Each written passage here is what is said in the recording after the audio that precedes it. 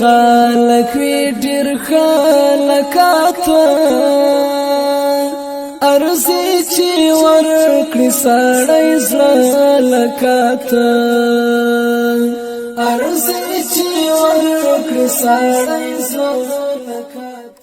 سلامونه مینه هرکلی د باران پلس یوټیوب چینل او فیسبوک باندې ډیرو قدرمنو لیدونکو ستاسو روغتیا او جوړتیا د پاک رب څخه غواړم. هیله ده چې روغ جوړ او خوشحاله اوسئ. د باران مېلمانه خپرونه کې موضوع اجمل درته هرکلی کوم. قدرمنو لیدونکو لکه څنګه چې تاسو ته معلومه ده خپرونه د میلمه لپاره ده، نو له همدې کبله په دې خپرونه کې موږ له ځان سره هرومرو میلمه لرو، دې سره به خبرې اترې کوو. نو نن ما سره په خپرونه کې ډېر معزز او عزتمن شخصیت هرومرو به تاسو لیدلی او غږ مو اورېدلی وي.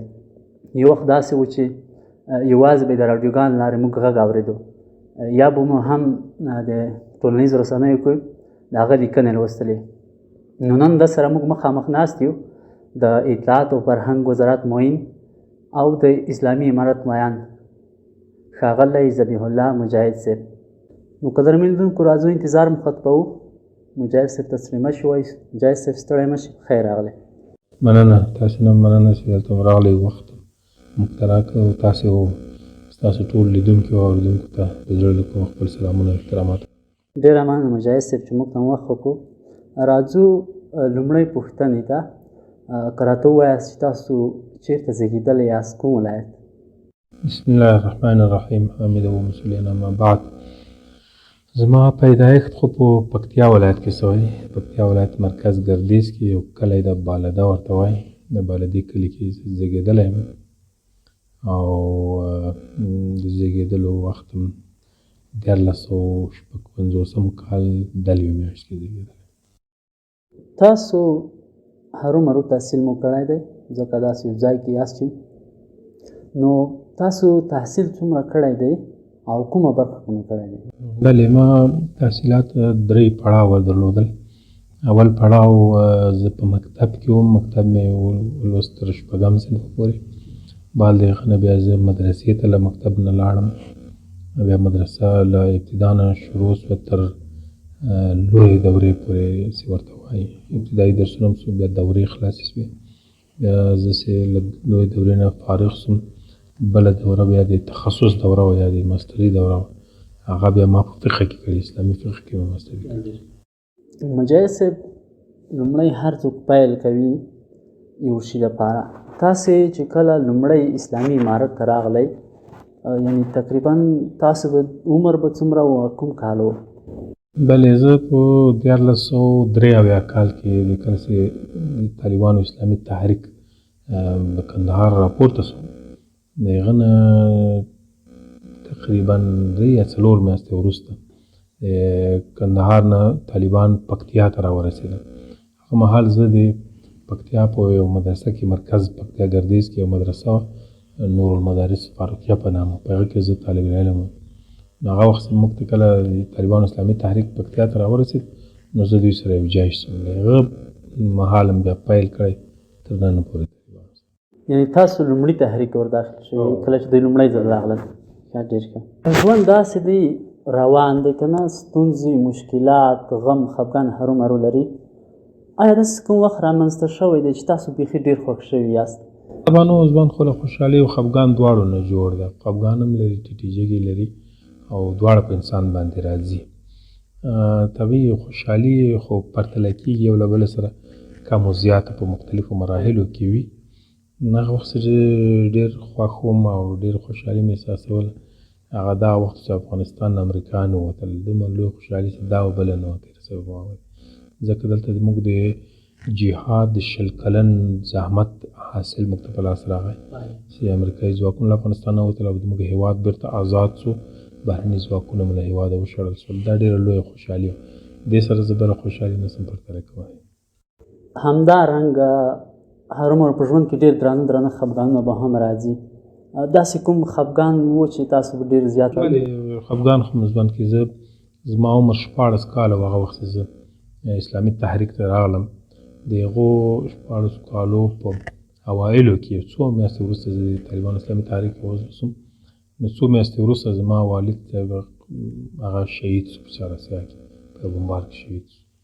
نو هغه وخت په ما باندې ډېر غم راغی ځکه چې هلته یو خو دا اوس ما والد له لاسه ورکړ، بل دا اوس ډېر درانه مسؤلیتونه ما ته راوسپارل شول. زه په وروڼو کې مشر وم، ټول کور ما ته راغاړې شو وروڼه خوند. او بل هغه د پلار جایګاه چې هغه هم په هغه سیمه کې محبوبه جایګاه یې درلوده، د هغه سمبالولو بیرته پالل هم زما مسؤلیت شو. او دغسې د ژوند ټولې چارې مسؤلیتونه ما ته راپغړل. مخکې له هغه ما حس کاوه اوس یو تکیه لرم، یو څوک شته چې هغه ما ته کافي دی او بس ده. دغه وخت بیا ما ځان ډېر تنها احساس کوم. هغه وخت ما باندې ډېر خفګان راغلی. مجاهد صاحب، یو څوک چې په یو کار کې وي یا مثلا د هغې سره نور هم څوک وي یا کار کوي، مثلا تاسو اسلامي امارت کې کار کوئ، آیا داسې څوک شته ستاسو د کورنۍ د غړي نه چې هغه هم په اسلامي امارت کې وي؟ هو وروسته خو اول خو د اسلامي امارت کې زه وم، او له هغه نه وروسته بیا زما وروڼه په دغه اوس امریکایانو سره په جهاد کې هغوی هم ما سره ونډه درلوده په جهاد کې، بېلابېلو برخو کې راسره و. تر اوسه پورې هم یو ورور ما سره وي، په کارونو کې راسره همکار دی. طبعا بچیان خو مو شته دي، آیا هغوی تحصیل کوي؟ هو هغوی په تحصیل باندې بوخت دي. اوس خو د تعلیم مرحله ده او هغو ته ملا وخت ورکړی نه شي، کله لوی شي هغوی به په ځان باره کې تصمیم نیسي. اوس په تعلیم باندې بوخت دي. مجاهد صاحب، ویره، ډار، وهم دا هم د هر انسان سره مل دي. آیا داسې کوم وخت یا د شپې یا د ورځې داسې وخت راغلی چې تاسو ډېر وېرېدلي یاست؟ بلې ویره خو په انسان باندې راځي، یو طبیعي حالت وي. کله کله سړی ویره لاندې شي یا یو حالت سره مخ شي، خو داسې ما ته ډېر نه یادېږي چې مشخص پېښه شوې وي. البته یو ډېر جالبه پېښه دا ده چې یو ځای کې زه د امریکایانو له چاپې سره مخ شوم، چاپه په ما باندې وویل شو، خو بیا هم زه وېرېدلی نه یم، په زړه کې مې یو ډاډ پیدا شو، اطمینان مې پیدا شو. چاپه خو ډېره بده وه، هلته تیارې ګرځېدلې، پاسه کوز امریکایان کښته شول، ټول به موږ باندې موږ یې محاصره کړو. نو خو بیا هم زه وېرېدلی نه یم، هغلته یو غیبي اطمینان او سکون ما سره پیدا و په زړه کې، بیخي ډاډه شوم. هغه حال کې زه ډاډ راته پیدا شو. نو دغسې کیفیتونه کله کله پېښېږي او بیا هم انسان د ویره به هم طبعا راغلي وي زندګي کې. بیا راګرځو، ژوند دی، هرومرو ځان سره یو څوک خوږې ترخې خاطرې هم لري. په ژوند کې مو تر ټولو خوږه خاطره کومه وه او ترخه مو کومه وه؟ بلې هو خوږه خاطره خو په ژوند کې مختلفې دي، مختلفو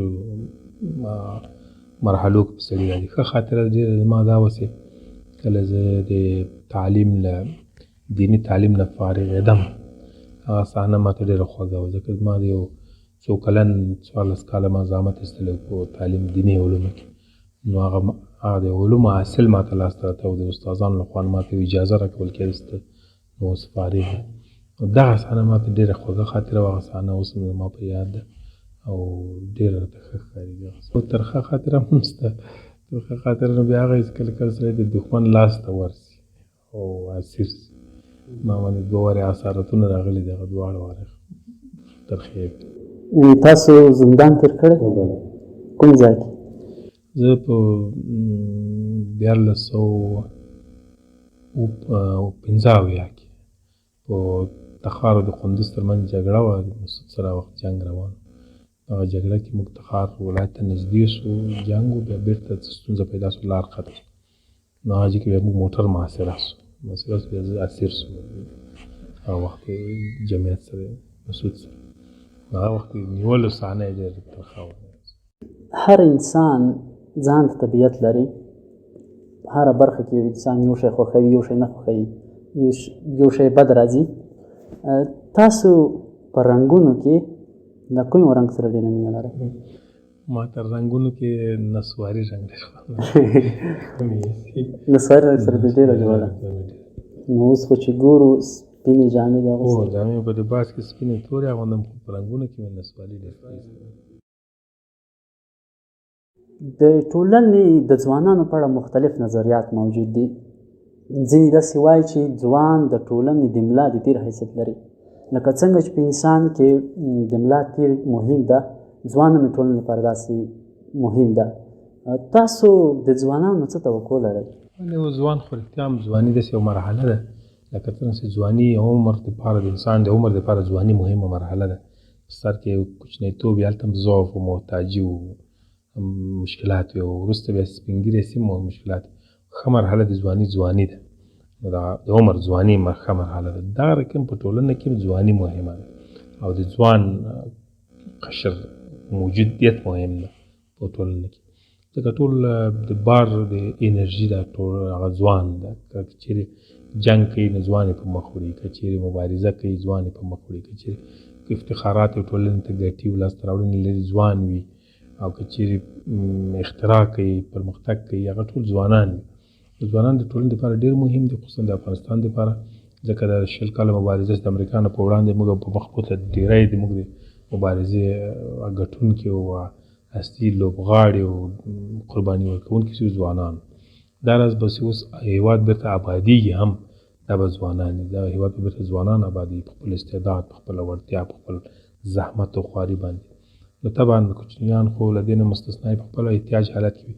سپین ږیري بېچارهګان څوک متقاعد شي څوک وي خو هغه رول یې کمیږي. ځوانان ډېر مهم دي د ټولنې لپاره. نو ژوند په ځوانانو ولاړ ده. ځوانان ډېر مسؤلیتونه لري. ډېر اول د ځوان لپاره ښه تحصیل ډېر مهم ده، چې ښه وړتیا په ځان کې پیدا کړي، تحصیل وکړي، زده کړه وکړي، ځان دې جوګه کړي د خدمت. او بل د ځوان سره د ځواني هغه صفات ساتل ډېر مهم دي، چې خپل حیا، خپل عزت، خپل شرافت او همداراز د خپل کرکټر محافظت او ساتنه وکړي. دا ډېره مهمه ده. ځوانانو ته دا شی غواړم، دا متوصیه ده. مننه مجاهد صاحب. په اوسني حالاتو کې موږ ډېر ځوانان وینو، خصوصا اوس حالات کې وروستی حالات کله چې امارت اسلامي راغلو، ځینې ځوانان دي چې هغوی د تحصیل نه هم شاته پاتې شول، ځینې ووتل بهر ته. تاسو څه پیغام ورته لرئ د ځوانانو ته؟ ځوانانو ته پیغام دا ده چې دوی ډېر مهم دي ټولنې دپاره، د دوی هست وجود.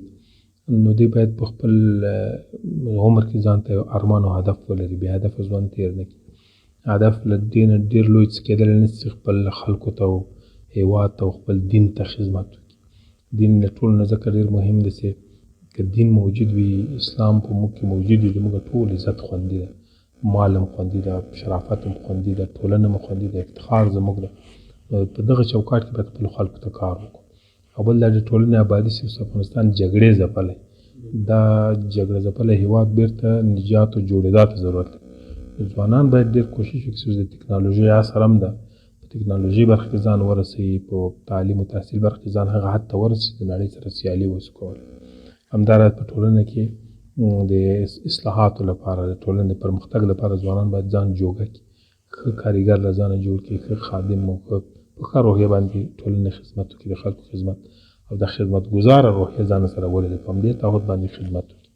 دا مو ځوانانو ته وصیت ده. ډېره مننه مجاهد صاحب چې وخت مو راکړ، خوشحاله شو. ډېرو قدرمنو لیدونکو، دا وه زموږ د باران مېلمه خپرونه چې تاسو ته مو وړاندې کړه. تر بلې داسې خپرونې چې زه اجمل درد نور په چوپړ کې حاضر یم، په لوی الله مو سپارم. ښه وخت، ښې شېبې.